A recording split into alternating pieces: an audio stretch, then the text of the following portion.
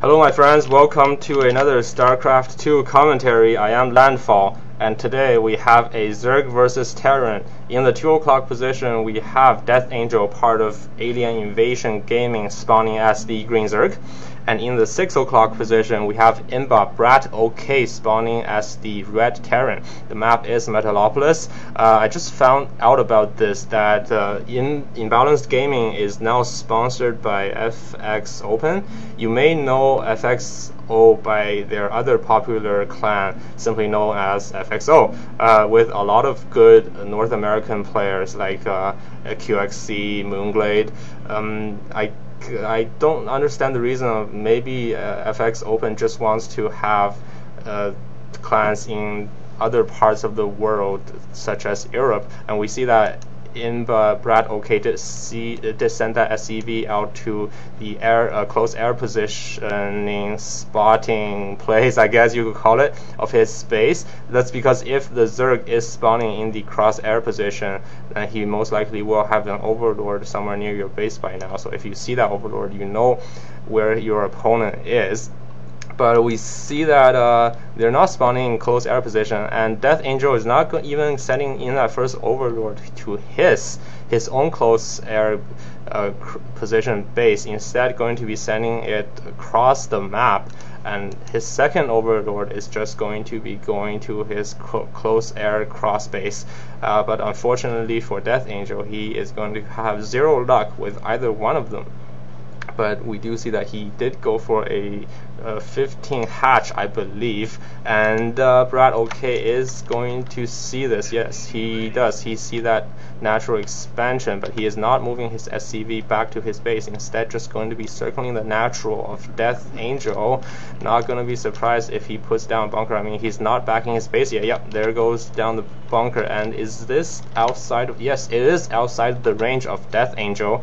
So AiDeathAngel not gonna be knowing what his opponent is up to, and this is could be disastrous if he does not know about it, and then suddenly you have 4 Marines in there and you don't really know what else to do. Ooh, that drone is just gonna slip past the bunker, not gonna see it, and there is no more scouting coming from AiDeathAngel. So the only time he's gonna see this is if that hatchery pops up, or that Marine starts shooting at the hatchery, and the hatchery does pop up, which gives him more vision, and we do see that prompts BratOK to load up those 2 Marines into his bunker. We have 2 SCVs sitting here just to be on call for repair, and in the main we see no more Marines coming. Instead, going to be getting a reactor as well as a factory. Would not be surprised if he swaps the reactor with the factory. Swaps the barracks with the factory just to give that reactor to it. And though the hatchery is about a third life down, and he does have 8 lings rallied as well as a queen.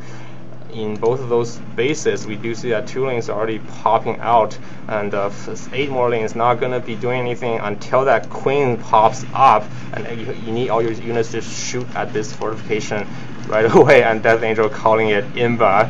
And that fortification, Terran fortification, going down rather quickly there, even pulling a second queen. Not sure if that was needed or not, but very nice control from AiDeathAngel here, not overreacting and building like a million Zerglings. Instead, just got the 8, and he didn't even lose that much. He lost 50 minerals, which is like 2 Zerglings.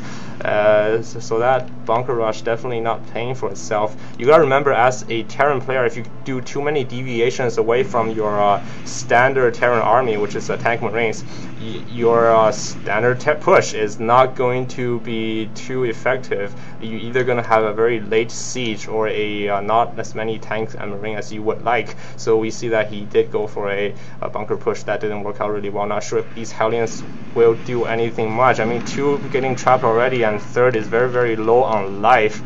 So yeah, I would say that the Terran is definitely not going to be relying too much heavily on that standard push, just because he spent rather so much energy and time on these deviations. And sniping 1 queen, so definitely paying for itself a little bit there, and going to be running into the natural. We do see that Angel has some roaches, and they're going to be popping out right now, which he will use to clean up this Hellion push.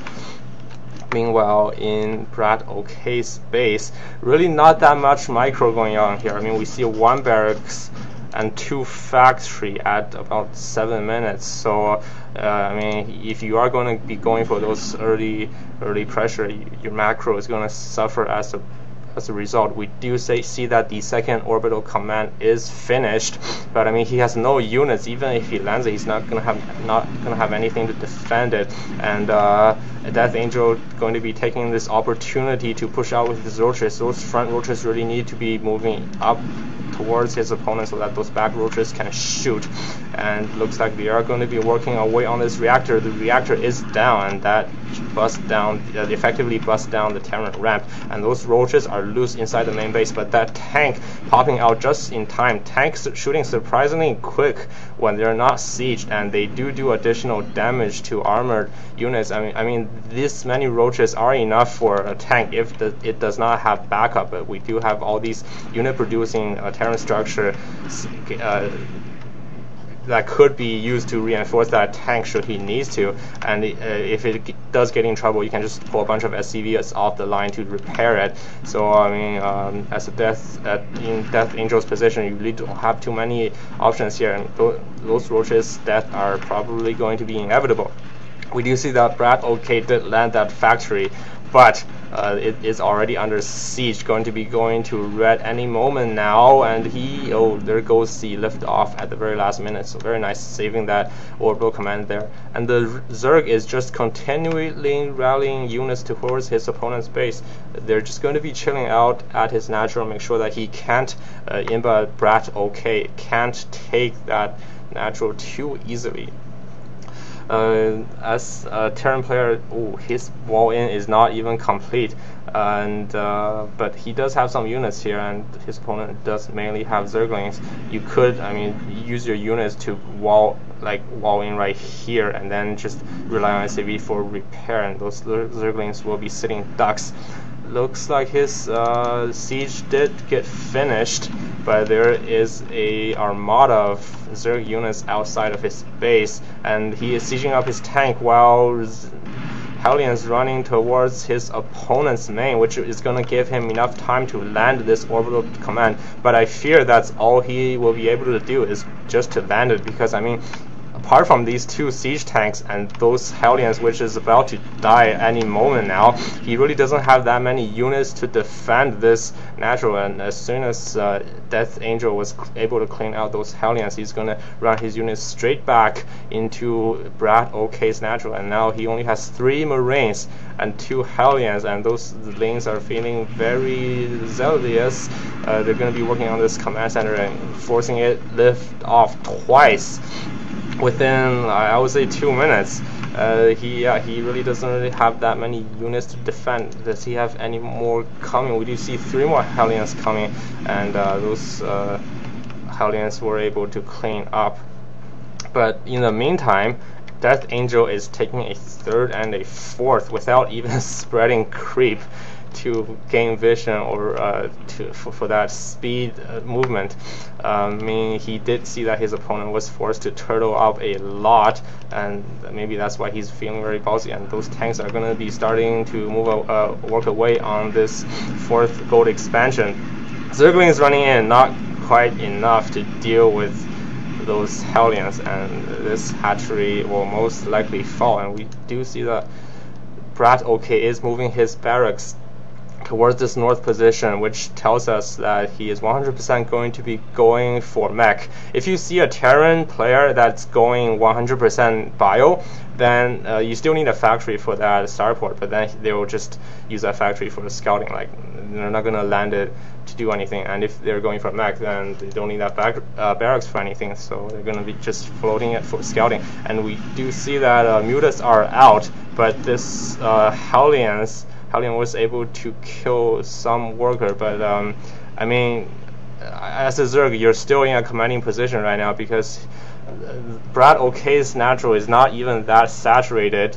Yours was for a little while there until you killed it off, and you are one base ahead of your opponent. And this store is not doing too much damage. I mean, it is all by itself, and that is just way too many mutas. I don't care how much splash damage you have, unless if you can just one-shot those mutas, one throw is not going to be enough. And ooh, a third lift off. This reminds me of that Day9 Daily I recently saw. I think it's called "We Have a Lift Off," where as a Terran player you have to lift off your opponent, not factory, a command center rather. So BratOK here, satisfying Day9 Daily number 337 3 times in this game. It was a really funny daily. I'll have a link to that at the description section of this video. I had a lot of good laughs watching it.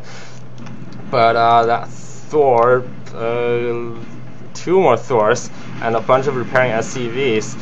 This is very nice, having your Hellions behind your Thor, just so that Thor can and those SCV can tank the damage while Hellions can do splash. But that is a lot of roaches and not quite enough SCVs to repair.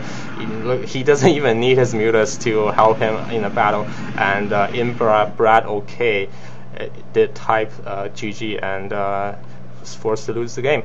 So yeah, looks like that's game. Thanks for joining me, and please do check out Day9 Daily number 337. I think you'll get a good laugh out of it. Goodbye for now, and good game.